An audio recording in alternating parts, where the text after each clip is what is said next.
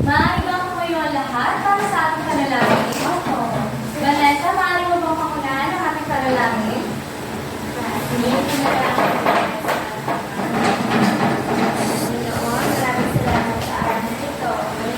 Amen! Okay.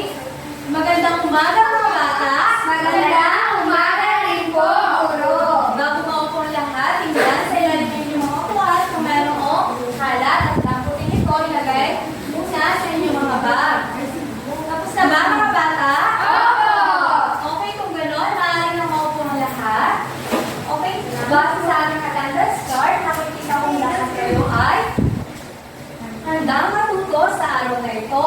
Ngayon mga bata, bago tayo magsimula sa ating aralin, nais ko munang ipaalala sa inyo ang ating alimutunin sa loob ng ating silid-aralan. Beverly, maaari mo bang basahin ang ating alimutunin? Lahat po lang, teacher. Opo.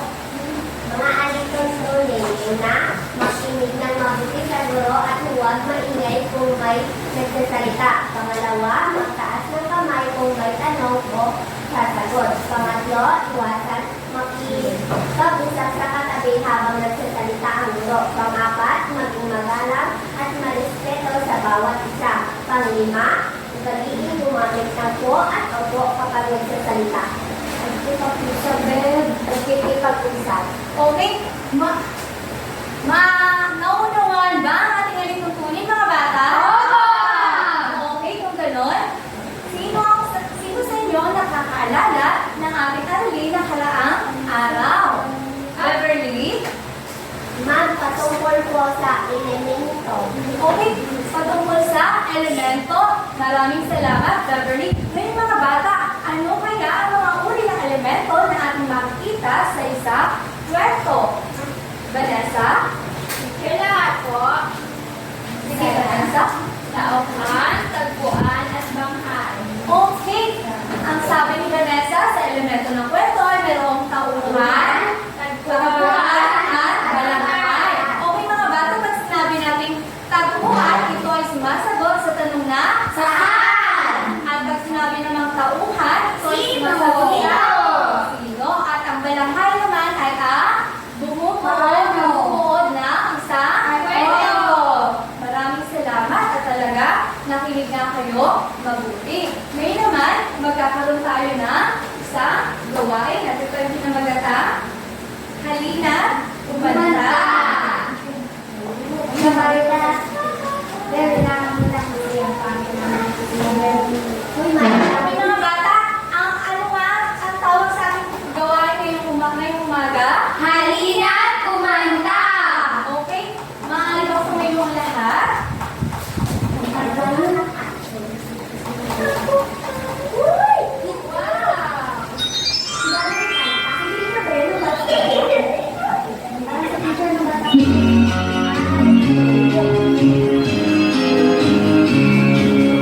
Ako ay maloko, lumipad sa langit, di mo na nakita, pumulong na aral. Sayang ang pera ko, pamili ng loko, sa pagkain sana, nabusog pa ako. Ako ay may lobo, lumipad sa langit, di mo na nakita, pumulong na pala. Sayang ang pera ko, pamili ng loko, sa pagkain sana, nabusog pa ako. Pagkain sana, nabusog pa ako.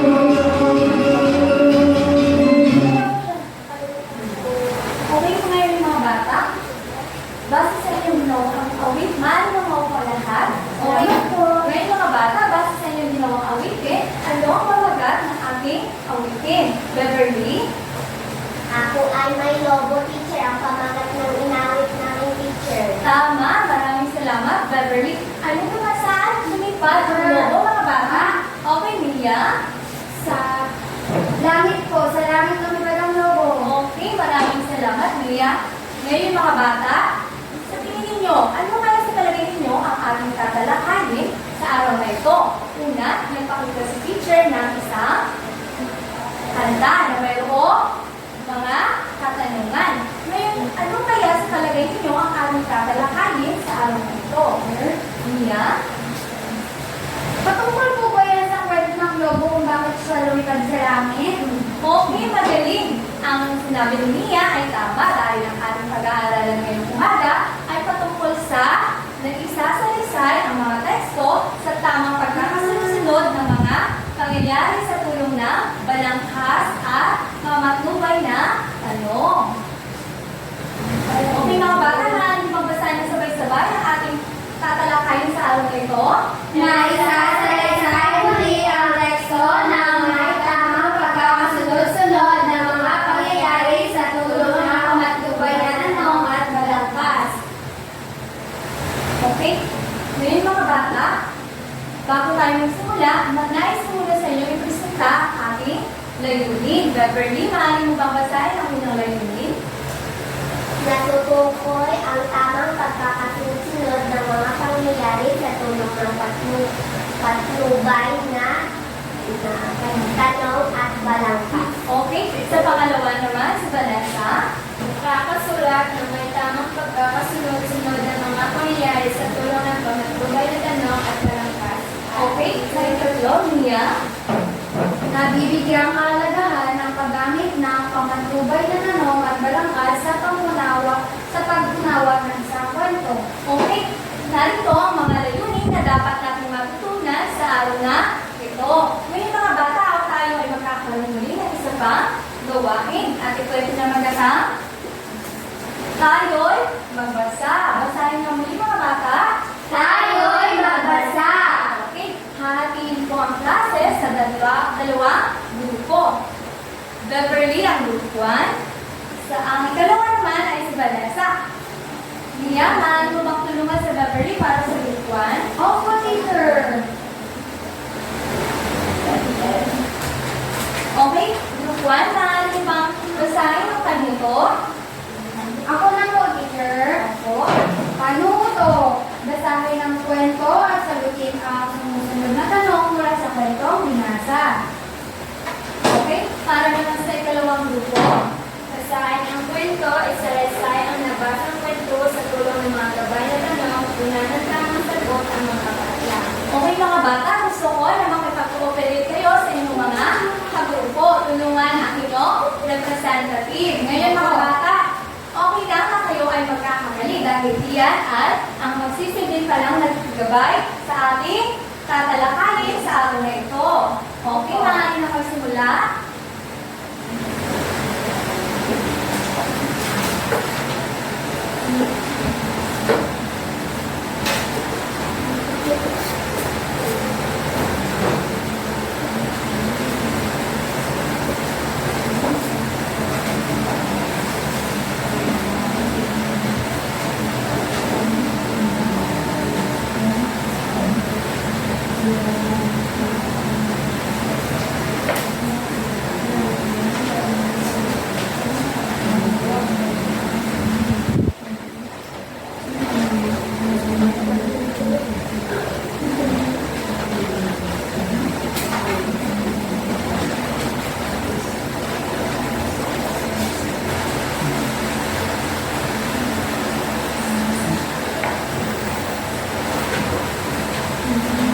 Mga bata, sumagot lamang ng tahimik.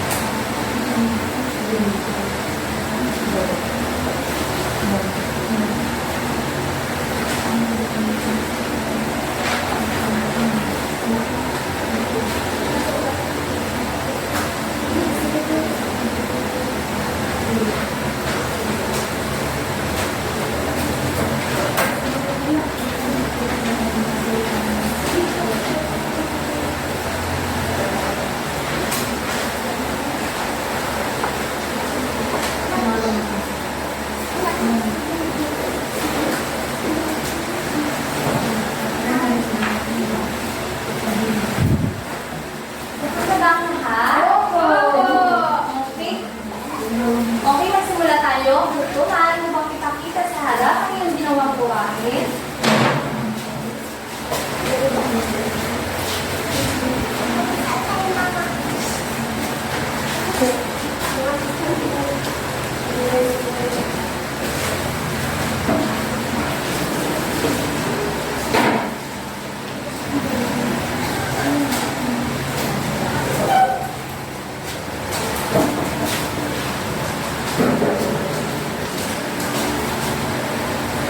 Ito ang presentasyon ng pangkat.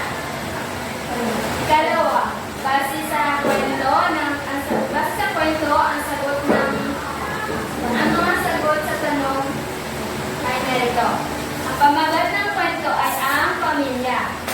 Sina Mang Pion at Aling Ilay ay masisipag at mapagmahal ng mga magulang. Mayroon silang 5 anak na nagsisikap mag-aral ng mabuti. Ito ay sina Linil, Sugar, Ding, Jam at Bang. Mabuti at masunurin ang kanilang mga anak kaya naman palaging masaya ang kanilang pamilya. Tuwing walang pasok sa eskwela ay napupunta ang buong pamilya sa kanilang bagirin. Marami silang salim na mga prutas gaya ng mga mangga, santol, durian, makupa at lansones. Isang araw nakita nilang nasisira ang mga bunga ng kanilang mga punong mangga dahil sa mga insekto. Agad binalot ng lumang dyaryo ang mga bunga. Madaling natapos ang kanilang gawain. Talagang napakasaya ng pamilya kung lahat ay nagtutulungan at nagmamahalan. Okay, Group 1, bigyan natin ang Group 2 na 3 bagsak. Okay, para naman sa Group 1, maaari niyo pakita-kita ang ginawang gawain? Opo, agad. Sa calendar,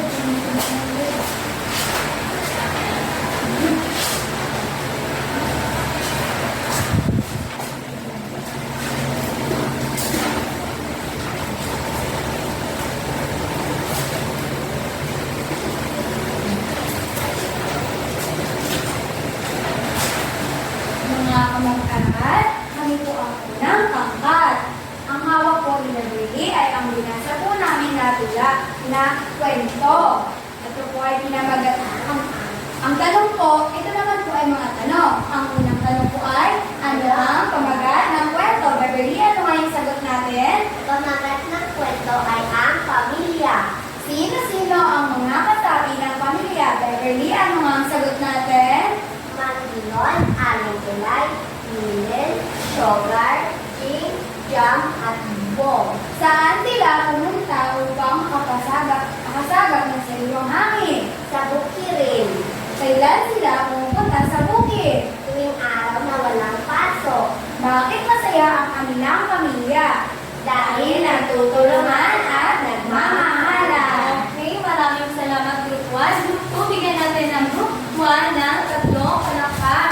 1, 2, 3. Ngayon naman mga bata, sa palagay ninyo, ano ang nakikita ninyong pagkakaiba sa ginawa ng Group 2 at ng Group 1? Meron ba kayong ideya mga bata? Opo, guro. O sige nga, Mia. Guro. Ang una po ay sa pamamagitan ng paglalagay ng mga sabot sa mga katlang ay para po naibuod ang kwento. Sa pangalawa naman po, gumawa talaga ng mga tanong na sasagutin galing sa kwento para rin po maibuod ang pangyayari ng kwento. Okay, maraming salamat, Mia. Ngayon mga bata, kung mapapansin ninyo, ang ginawa ng ikalawang grupo ay ito ay ang halimbawa na balaghas kung saan ay naisusunod-sunod natin ang pangyayari sa isang kwento.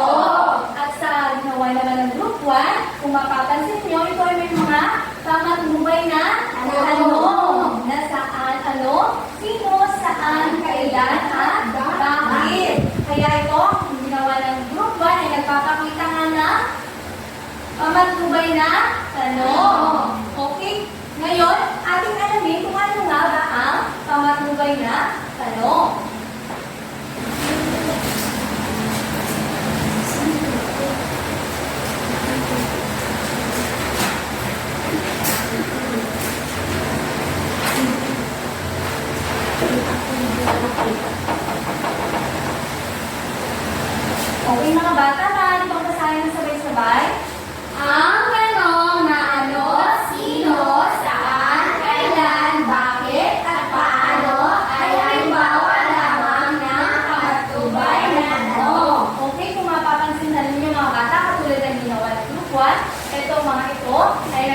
magbigay ng halimbawa na pamatnubay na tanong. Ngayon nakikita niyo ba kung ano ang pagkakaiba ng pamatnubay na tanong sa balangkas? Opo! Sige nga, Mia. Guro, naiintindihan ko na po. Ang pamatnubay po na tanong ay mayroong ano, sino, saan, kailan, at bakit. Na kung saan pwede po itong hindi maisaayos na kung sa ng iisang linya lang. Pwede po magpalit-palit, pero merong ano, may sino, saan, kailan, at bakit. Pero yung balangkas naman po, hindi po siya nagpapalit-palit. Nakasunod-sunod po ang mga pangyayari na nasasagot. Maraming salamat, Mia. Maganda obserbasyon. Ngayon naman, dadako naman tayo. Meron akong ibang isang halimbawa na pamatnubay na tanong. Sino ang gustong sumagot?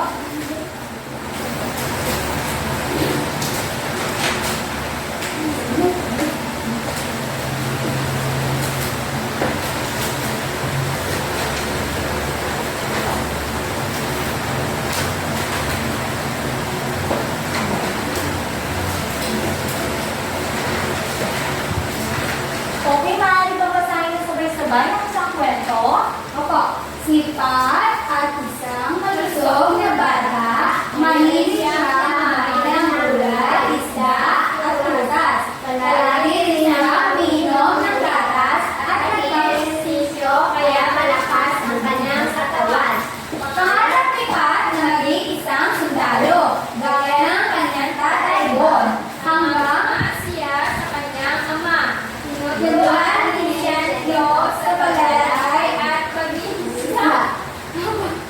Okay, Naglalaro, nakagaling siya ng bata at sisika. Sa kloro, na ngayon, nakita niya ang isang batang nalulunod. Sinagip niya ang bata at inihatid ito sa kanyang bahay. Tunay na magiging magaling na sundalo si Pat pagdating ng panahon. Okay mga bata, meron sa video na yung nandang mga katanungan.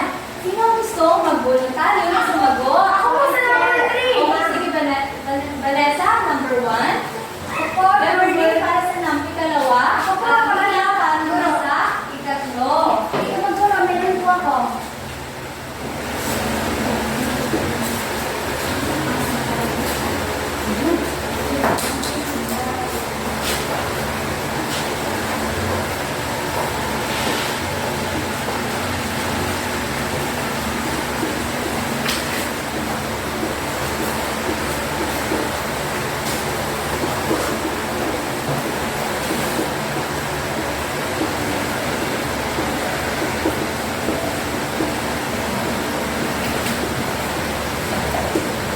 Okay mga bata, ngayon basahin natin ang inyong mga kasagutan kung ito ba ay tama. Ano ang pamagat ng kwento? Okay. Mga bata, saan nakikita ang pamagat? Sa taas po. Okay, ito ang pamagat ng Kwento. Okay, tama. At sa ikalawa naman, Sino ang batang malusog sa kwento? Si Pat. Pat ang bata, malusog. Tama. At sa ikatlo naman, Ano ang pangarap ni Pat? Pangarap ni Pat na maging sundalo. okay, ang pangarap daw ni Pat ay maging isang Sundalo. Ngayon mga bata, nauunawaan niyo na ba kung ano ang pamatnubay na tanong? Opo. Okay, gamit ang pamatnubay na tanong, mabilis nating nasasagutan ang mga gabay na tanong. Sa isang Kwento. Ngayon naman, dadako naman tayo sa sinasabing balangkas. Alamin natin kung ano nga ba ang balangkas.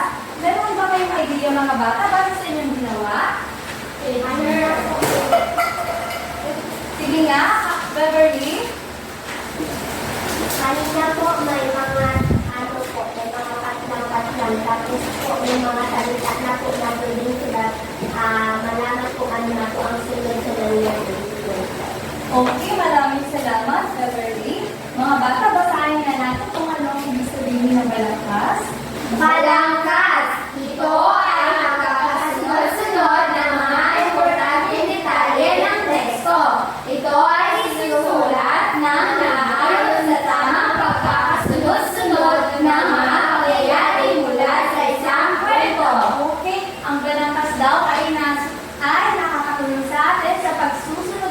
mga Detalye. o detalye sa isang kwento. Ngayon, malinaw ba kung ano ang balangkas? Opo.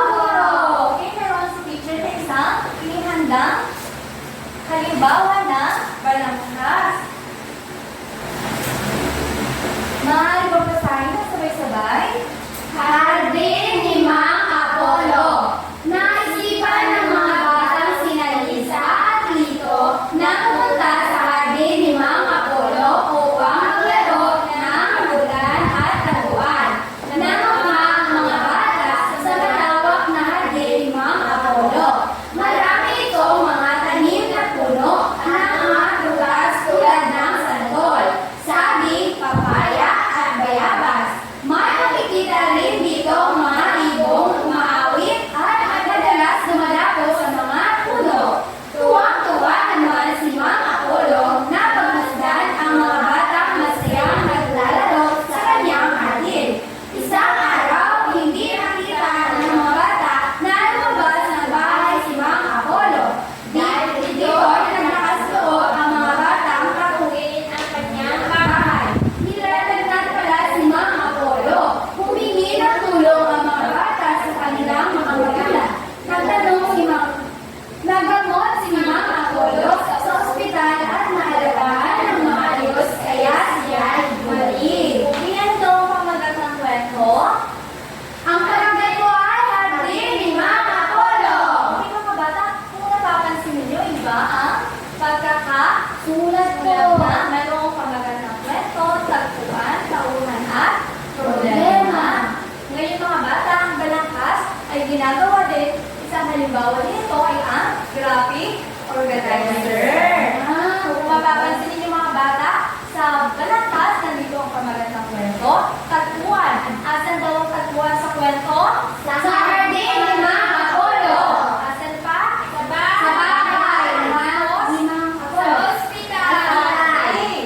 Tapos sa tauhan naman, sino daw ang nasa tauhan sa kwento? Si Mang Apollo at ang magkapatid na Lisa at Lito, maging ang kanilang mga magulang. Magaling. Sa problema naman, ano kaya naging problema sa kwento? Nagkasakit po si Mang Apollo. Okay. Ngayon mga bata, sa pamagitan ba nito, nauunawaan niyo ba ang isang kwento? Opo.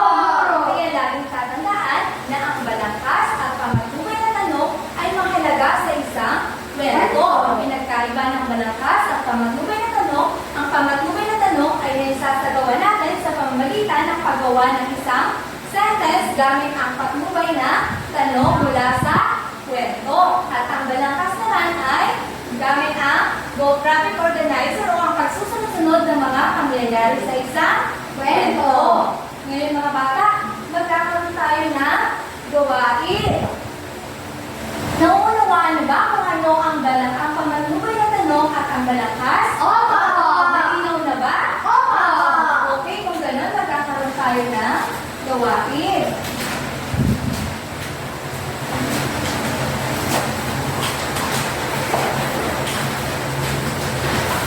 Okay, ang gawain nito ay pinamagatang tanong ko, sagot mo.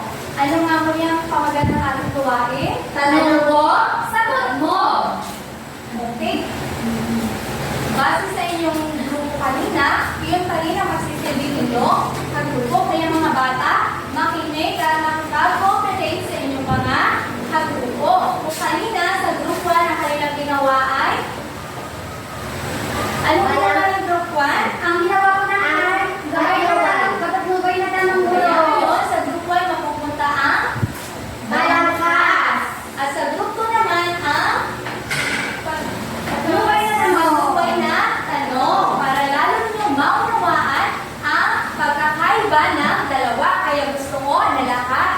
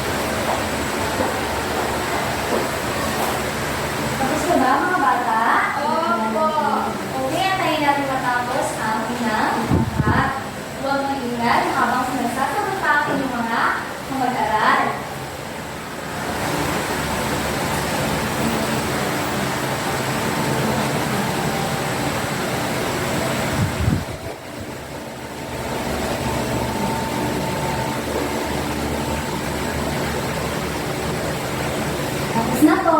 Okay, kung gano'n, Group 1, maaari mo pang ipresenta sa harap ang iyong ginawang gawain. Ang pamagat ko ng kwento ay si Pam. Base sa mga tanong, ano ang pamagat ng kwento? Ang pamagat ko ng kwento ay si Pam. Sino ang batang matalino at masiyay at maganda? Ang batang si Pam. Ano ang hilig gawin ni Pam? Ang hilig gawin ni Pam ay kumanta, sumayaw, at pagguhit. Bakit naging mabait, matalino at mapagmahal si Pam? Dahil inaaragaan at tinuturuan siya ng kanyang mga magulang. Okay, maraming salamat. Unang pangkat. Bigyan niyo ang unang pangkat na 2 palakpak. 1, 2. At susunod naman ay 2 pangkat. Okay, kung gusto mo basahin unang pangkat ng kwento, pwede nyo rin basahin para marinig at yung mga na Group 1 kung ano ang hinasa kwento. Sige po, gulo. Mga pag-aral, ang aming pong kwentong binasa ay pinamagatang ang utos ni nanay. Isang umaga, inutusan ni nanay si Maya. Maya, pumunta ka sa tindahan ni Aling Berla. Bumili ka ng 3 itlog at 10 manisal. Heto ang pera. Matatandaan mo kaya ang iutos ko? Ang tanong ng kanyang ina. Opo nanay, 3 itlog at 10 pandesal. Ulit-ulitin ko po ito para hindi ko po makalimutan ang sagot ni Maya. Sige, mabuti at naisip mo yan, sabi ni nanay. Habang naglalakad si Maya papunta sa tindahan, paulit-ulit niya itong binabanggit. 3 itlog, 10 pandesal. 3 itlog, 10 pandesal. 3 itlog, 10 pandesal. 3 itlog, 10 pandesal. Nakarating na si Maya sa tindahan. Naroon si Aling Perla. Magandang umaga, Maya. May bibilihin ka ba? Ang tanong ni Aling Perla. Opo, Aling Perla. 3 itlog at 10 pandesal po. Utos po sa akin ni nanay. Ibinigay ni Aling Perla ang 10 pandesal kay Maya at ang 3 itlog. Salamat po, Aling Perla, sabi ni Maya. Tumalito na si Maya at nagsimulang maglakad pa uwi. Maya, may nakalimutan ka. Yata ang tawag ni Aling Perla. Wala po. 3 itlog at 10 pandesal po ang binili ko. Sagot ni Maya. Nakalimutan mo magbayad, iha. Ang sagot naman ni Aling Perla. Ay naku, pasensya na po. Aling Perla, heto po ang bayad, sabi ni Maya. Kinagot niya ang pera kay Aling Perla at tinanggap naman ni Maya ang sukli. Pagdating ni Maya sa bahay, ibinigay niya ang kanyang binili sa nanay. Buti naman at hindi mo nakalimutan ang utos ko. Ang sabi ng nanay, nakalimutan na humiti na lamang si Maya. Ngayon po, ito po ang mga tanong mabasahin ko ni Beverly. Una po, tauhan. Ang mga tauhan ko sa kwento ay nanay, si Maya at si Aling Perla. Ang tagpuan naman po ay sa tindahan at sa bahay ni Maya. Ang suliranin po ay nakalimutan ni Maya na magbayad. Ang solusyon po ay pinaalala po ni Aling Perla na magbayad si Maya. At ang pamagat po ng kwento ay ang utos ni nanay. Okay, Group 1, bigyan natin ang grupo na ang galing-galing lahat. Dahil talagang tunay nila ay pinakita ang kanilang galing sa pagbabasa ng isang kwento. Okay? 1, 2, 3, go! 1, 2, 3, 1, 2, 3. Ang galing-galing! Okay, maaaring na mga lahat. May mga bata sa palagiban nyo, kung wala ang kwento at ang pamatubay na tanong, masasagot kaya natin ang isang kwento? Hindi po! Okay, kaya mga bata. Teacher, sige niya. Dahil hindi ko nang alam kung paano ko magsisimula sa pagbibigay ng mga detalye ko at kung paano ko ito isunod-sunod. Tama, kaya mga bata laging tatandaan na ang pamatubay na tanong at balangkas ay mahalaga sa pagbubuo ng isang kwento. Okay, mga bata, sa tingin mo ba, kapag may kwento at walang pamatubay na tanong, ano may gagawa ninyo?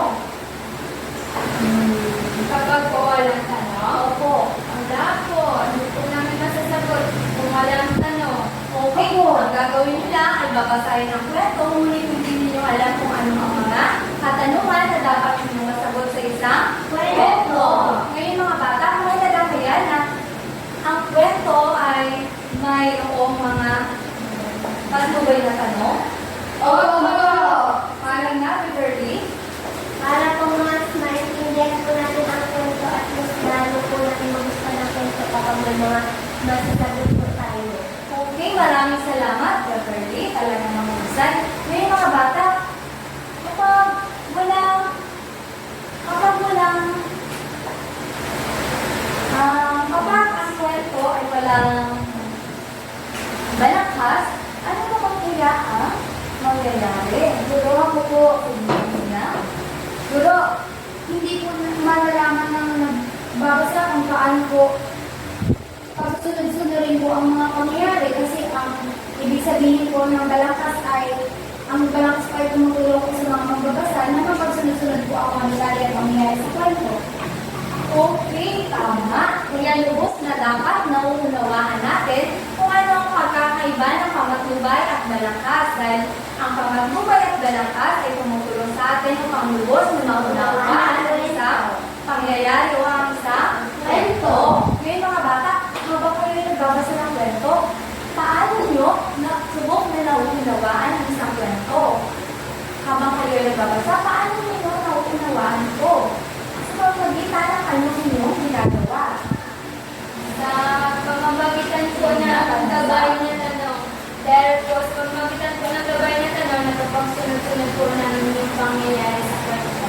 Okay, tama. Maraming salamat. Sa pamagitan din ng kwento, tayo ay natututo na mag-unawa at magbasa ng maayos. Sa magbasa ng magbasa hanggang tayo ay maging magaling sa pagbasa at unawa. Ngayon mga bata, ano nga ang ibig sabihin ng pamatnubay na tanong? Beverly, Beverly. May mga tanong po na ano, sino, saan, kailan, at paano. Okay, maaari kang basahin ng sabay-sabay. Ang tanong na sino, Saan, kailan, bakit, At paano ay halimbawa lamang ng pamatnubay na tanong. Okay, ang tanong daw na ano nga Mia? ng ano, sino, saan, kailan, bakit, at paano daw po. Okay, maraming salamat. Ano naman kaya kapag sinabi balangkas? Guro! Okay, Vanessa? Ito po yung pagkakasunod-sunod ng pangyayari sa kwento. Okay, maaari kang basahin na sabay-sabay. Balangkas! Ito ay pagkakasunod-sunod ng mga importanteng pangyayari ng kwento. Ito ay sinusulat na nakaayon sa tamang pagkakasunod-sunod ng mga pangyayari mula sa isang kwento. Okay, ano nga daw yung sabi ng balangkas sa iyong nabasa? Ito ay tumutulong sa Pagkakasunod-sunod ng mga detalye at pangyayari. Tama. Ngayon mga bata, para lubos na niyo maunawaan ang mga iyan, naroon si teacher na hinihanda na ikling pagsusulit. Maaari bang basahin na sabay-sabay? Opo, unang kanito.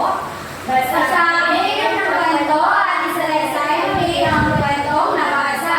Lagyan ng bilang 1 hanggang 5 ang kahon. Isulat ang inyong sagot sa sagurang papel. Para naman sa ating ikalawang pagsusulit. Bilawan, Titig ng tamang sagot. Okay. Ngayon, maaari nang sumagot.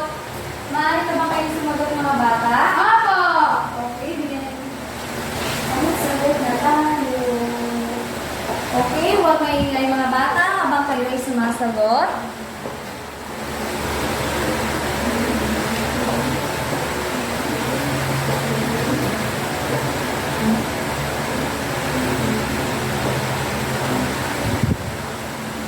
Beverly, huwag mo kumupil sa iyong matabi. Tingnan lamang ang turong papel.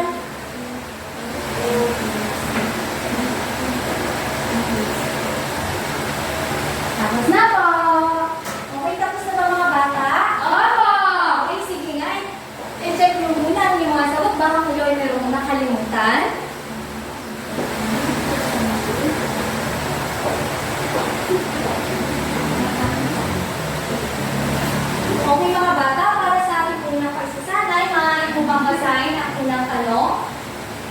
Vanessa?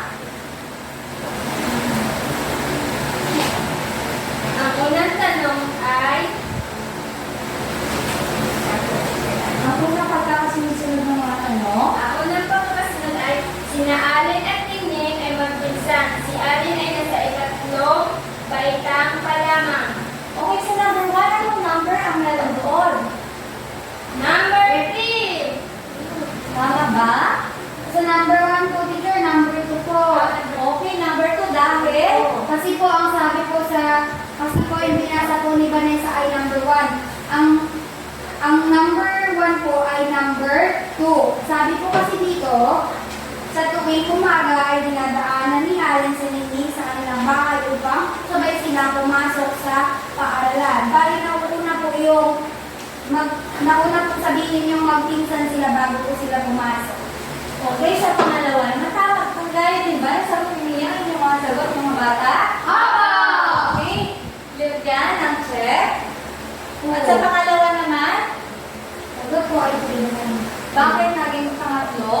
Pangatlo po ay mabait si Kuya Allen, palagi niyang binibigyan ng baon si Ningning. Okay, maraming salamat. Ganun din ba ang sagot ninyo, mga bata? Opo! Okay, para naman sa ikatlo. Teacher, yun po yung binasa ni Vanessa kanina, tama po yun. Okay, para naman sa ika-apat. Beverly, maaari mo bang basahin? Kaapat po ay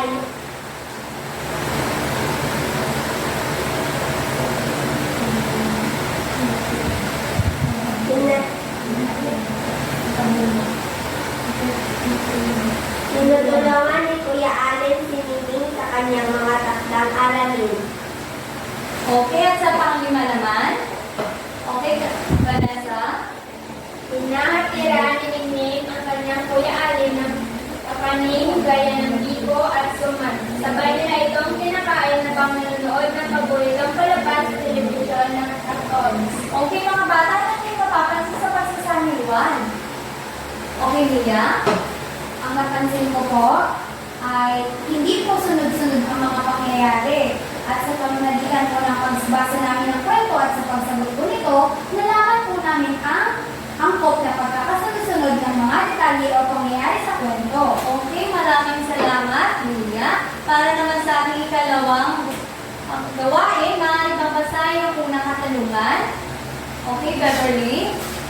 Una, ito ay sumasagot sa tanong na sino, ano, saan, bakit, kailan, at paano.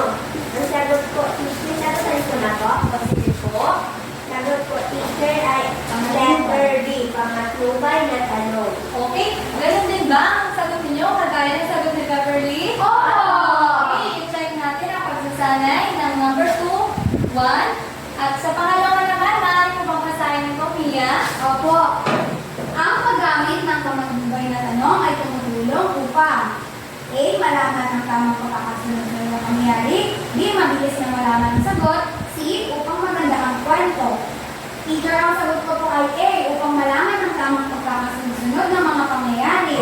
Okay, tama. At sa ika-apat naman, Sa pangatlo po. ang pangatlo, Ito ay tumutulong upang maisalaysay na maayos ng tamang detalye mula sa kwento. A. Tanong. B. Kwento. C. Balangkas. Ang sagot ko po, teacher, ay C. Balangkas. okay. At sa ika-apat naman, Mia, Sa po, ang pamagat ba sa isang kwento ay mahalaga? A. Oo. B. Hindi. Guro, mahalaga po. A. Oo. okay. At sa ating ikahuling number, Beverly,